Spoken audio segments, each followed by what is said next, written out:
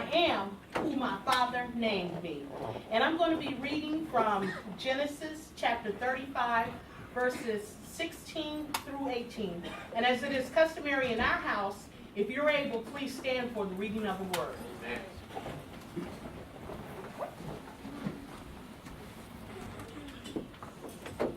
I'll be reading from the New International Version, and it's Genesis chapter 35, verses 16 through 18, and it says, Then they moved from Bethel while they were still some distance from Ephraim. Rachel began to give birth with great difficulty, and as she was having great difficulty in childbirth, the midwife said to her, Don't despair, for you have another son. As she breathed her last, for she was dying, she named him Benoni, but his father named him Benjamin. You can be seated. Amen. I want to talk to you this morning about I am who my father named me. There is a man who some of you guys may know who was born in Louisville, Kentucky, and his name was Cassius Clay Jr. Now, some of you guys may think, Cassius Clay Jr., I don't know that man. But I assure you, most of you probably do. His parents, his father was a sign painter, and his mother was a housewife. When he was at a young age, someone stole his bicycle, and a policeman introduced him to a boxing trainer who changed his life, who gave him a great passion for boxing. At 18 years old, he became a gold medalist in the Olympics. In 1964, he became the heavyweight champion of the world. You might know who I'm talking about now, because that's the same year that he changed his name from Cassius Clay Jr. to Muhammad Ali. Help us here. Muhammad Ali. When Muhammad Ali retired, he had 59 victories and only 5 defeats, which is phenomenal for a boxer. He was the first boxer to ever appear on a Wheaties commercial. And you might remember him from saying things like, I float like a butterfly and I sting like a bee. And then he also had a claim, his slogan was, I am the greatest. Yes, now we know that he wasn't the greatest, but we know that the greatest is the great I am. Yes, Lord. You see, Muhammad Ali changed his name because he said Cassius Clay was a slave name. And he didn't have any choice in that name. That was a name that was given to him. But he went on to recognize, he said, I'm a free man. Is anybody in here a free person? Come on here. He said, I am a free man. I don't want to live by that slave name anymore. So the name that I choose for myself is Muhammad Ali. And Muhammad Ali means beloved of God. He chose a good name. And you see, there are times in the Bible where God had to change somebody's name. Come on here. And I'm going to tell you today, as I go along in the story, you're going to find out that God changed our name too. You see, names in the old times and in the Old Testament and biblical times had a lot of meaning. It was very important what you named your child, because not only was it the name that people were called by, but it also described the character traits of the person. You see, Adam's name meant earth or ground. And if you remember that God spoke the world into existence, but when he created Adam, he formed the dust, breathed into him, and he named him Adam, or ground, or earth, speaking of where he came from. You see, Abram's name was changed by God to Abraham because Abraham was going to be the father of many nations. You see, even people chose to change their names in the Bible, like Muhammad Ali. If you remember Naomi, when Naomi's name, which means pleasant, when she came back to Bethlehem, she changed her name to Mara because she said it was bitterness. And so names are very important in the Bible. If you remember even Moses, when he was standing before the burning bush and God told him to go lead the people of Israel out of Egypt, he said, who shall I tell them sent me? And he said, I am who I am. Tell them that I am sent you. Now I'm glad he didn't say, tell them that I was sent you. Because my God. And I'm glad he didn't say, tell them I will send you, because that's what's in the future. But he said, I am. And I am is a continual. It's always present. And just like Reverend O preached last Sunday, my Father is always with me. He never leaves me. He is always I am. Always full of power. His power never ceases. He's not a little powerful today and more powerful tomorrow. He wasn't more powerful yesterday than he's going to be today. He is a constant I am, and he's constantly powerful. Yes, you know, the thing I like about it is when God changes your also changes your situation. Because you don't have to stay in the same situation when God changes your name. So just to give you a little history of what happened before Rachel gave birth, in the beginning of this story, God talks to Jacob and he says, Jacob, I want you to go to Bethel and I want you to set up an altar for me there. And so Jacob goes to his people, his household, and he tells everybody in the household, I want you to get rid of your household gods and I want you to purify yourself. You see, we're getting ready to go to Bethel and it's a new level and a new place. And so we're going to have to change some of the things we were doing before. You see, God is calling us right now to get rid of our household gods. Now, you might say to me, what household gods? We don't have no household gods like they used to, but I beg to differ with you. Because anything that you put before God, anything that you spend more time in with God, anything that you put in the place of God becomes your household God. Now, you know, for some people, Facebook may just be your household God. For some people, it may just be that those games that we're playing online are our household God. You know, for some people, your job may be your household God because you work so hard during the week that you ain't even got time on Sunday morning to get up and assemble with your fellow Christians. You see, for some people, it may even be your husband or your wife or even your children may be your household God. Because they take more precedent than God. So he tells them, put away your household gods and purify yourself. You see, what he's saying is you can't take your old stuff into a new situation. You can't be elevated with that same old dead weight holding on to you. You got to get rid of that old stuff. The Bible says, how can you put new wine in an old wineskin? It'll burst. You see, you got to get rid of some of that stuff. And so as they were on their way, they were leaving Bethel, and you know what? Deborah, that was Rachel's nurse, she died. And they buried her under an oak tree outside of Bethel. I came to tell you that sometimes you need to let some stuff die in your life. And then once you let it die, you need to bury that thing in the ground and leave it behind you. Because you can't be elevated. You can't go to your Bethel with all that old dead stuff still holding on to you. And you see, Deborah was a person. So sometimes your dead weight ain't just stuff. Sometimes it's people. Sometimes you got to let some people die. Now, do I mean kill them physically? No, I don't. But sometimes some of those relationships got to die. You see, good old boy to keep calling you at 2 o'clock in the morning, that relationship got to die sometimes. You see, that friend who gets on the phone and gossips with you all night about everybody you know, that relationship's got to die and it's got to be buried. You see, some of that dead stuff got to die. You can't go through life carrying that dead weight with you. Some things have to die so that God can elevate you. So what happens is Jacob, after he leaves Bethel, he goes back and the Lord appears to him again. And he says, Jacob, I'm going to bless you. But you see, I can't bless you like you are right now. I can't bless you carrying that name that you're carrying right now. Because you see, Jacob's very name, remember I told you that names in the Bible describe character traits.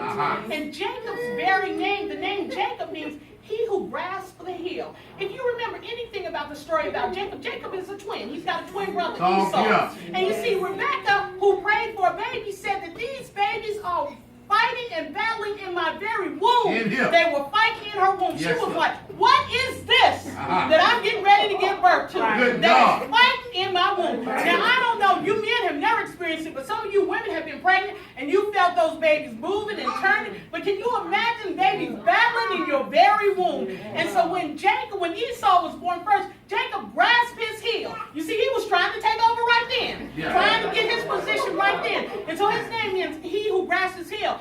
Jacob's name also meant supplanter. Jacob means supplanter. Supplanter is somebody who overthrows something. You talk about it sometimes in politics. A supplanter will overthrow a government. He's someone who wants to take over. You ever met anybody who had that takeover spirit? That overthrowing kind of spirit? Well, that was Jacob's name. And Jacob also means deceiver or trickster. And we know that Jacob was just that because if you remember, he tricked his brother out of his birthright. Then he went on and deceived his father and got the blessing. But you see, those who deceivers are often also deceived. If you remember his uncle Laban, Jacob loved Rachel and worked 7 years to have her as his wife. And guess what his uncle did? He tricked him. Gave him Leah. Said, I can't let my older daughter get married after my younger daughter. I'm going to give you her, and then you work 7 more years for me, and then Rachel is yours. I'm going to give you Rachel, but I need you to work 7 more years. So God said, I can't bless you with that name being tied to you. So he said, you know what I'm going to do? I'm going to change your name. Yes, Lord. And that's what he did. He changed his name to Israel. And Israel means he who struggles with God. It means God prevails and God preserves. You see, once God changed his name to God who prevails and God who preserves, then he could go on and bless him and tell him, just like I blessed your grandfather Abraham, I'm going to bless you. Your children are going to be many, and you're going to have multiple blessings, and you're going to prosper, and you're going to do well. And so God had to change his name. So we go back to the story and we deal with Rachel. Now what's happening is they're leaving Bethel, and Rachel goes into labor, and she begins to give birth. And it's not an easy labor. Now some of you, I've heard people thank God my labor was easy when I had it. But I've heard people talk about they were in labor for 22 hours or 24 hours and stuff like that. That wasn't my story, thank you Jesus. But what happened with Rachel is she was having a difficult labor. She was having a very, very difficult labor. So much so that she started to despair. You know how I know she started to despair? Because the midwife said, don't despair. All right. So you can imagine that she's in a struggle. She's in a hard labor. And the midwife tells her, she says, don't despair because you're going to have another son. Now, if you know anything about Rachel, remember that I said that her father gave Leah to Israel first. And Leah was, kind of weak-eyed. She wasn't the beauty or anything like that. And, Jacob didn't love her because he didn't want her. He wanted her sister Rachel. And so what God did, because regardless of your situation, God's going to bless you even in your situation. So what he did was he blessed her with children. And guess what? Rachel was so upset because she loved Jacob and Jacob loved her, but her womb wasn't open and she wasn't having children. So she prayed to God to open her womb, and he did. And he blessed her with 2 children. The first child's name was Joseph. And now she's having her second child. And she's in great despair and great difficulty in childbirth.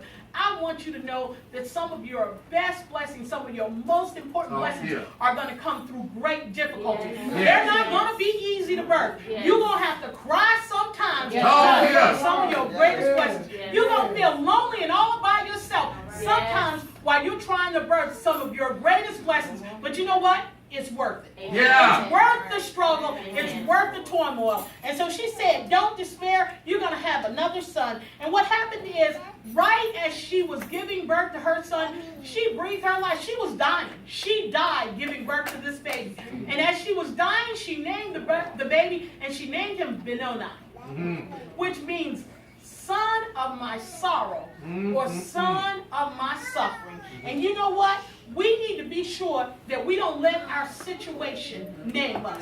That's what happened. She let her situation name who she was. You see, sometimes we go through a little financial situation. You got more bills than you got money in the bank, and it's time and it's hard to struggle. But don't let that situation name you broke. Amen. Sometimes we're a little lonely. We don't have a boyfriend or a girlfriend. We don't have a husband or a wife or mate. And don't let that situation name you lonely. Sometimes we've been diagnosed with cancer, high blood pressure, diabetes.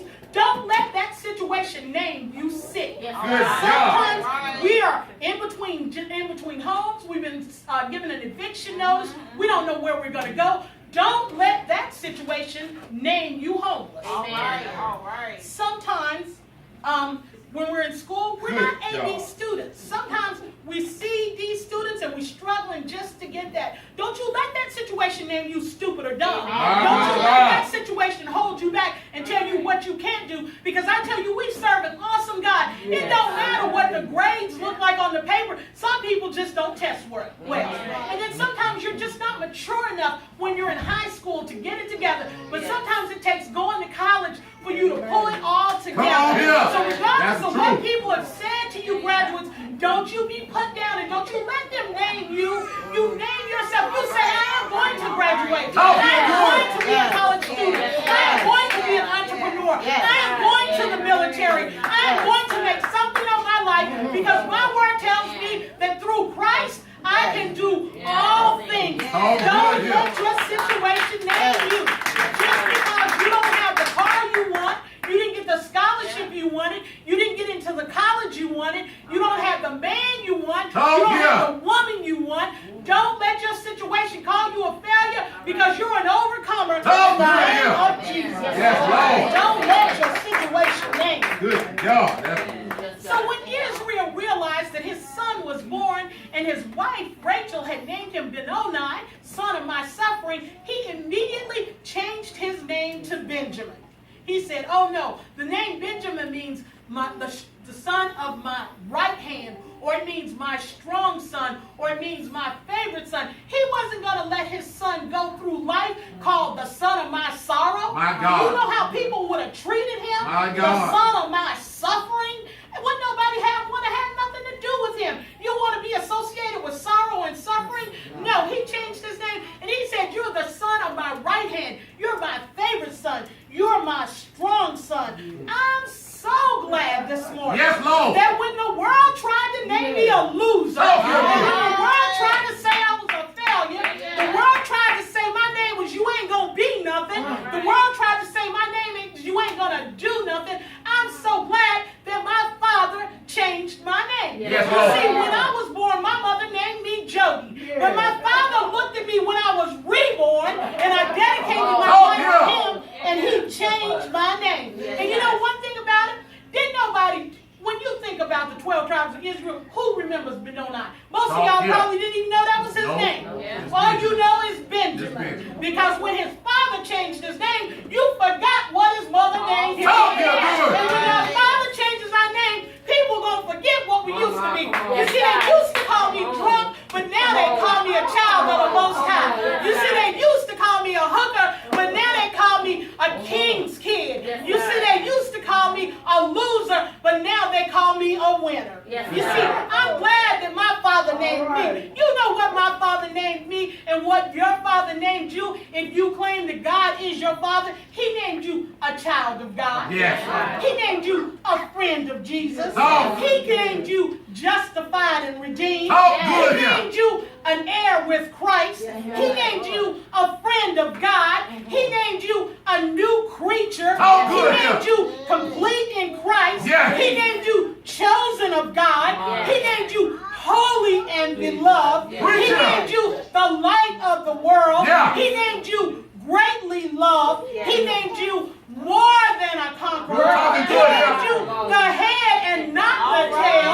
He named you above and not beneath. He named you victorious. So these are the names that we go by now. I don't care what the world tried to call me. I know who I am in Jesus. And you know, if we believe God is who he says he is, and if we believe we are who God says we are, then guess what? It'll change our life and it'll change the way we live. What we need to do is we need to stop confessing the lies that the world has told us, that we're ugly, that we ain't no good, that we're not going to be anything. And we need to confess what God says about us, that we are beloved, that we are chosen, and that we are his own. And you know that if you confess the things that God says about you, and you believe what you confess, and you think on those things, it'll make a difference in your life, and you'll no longer live the way you lived in the world. I just came to tell you this morning, I am who my Father says I am.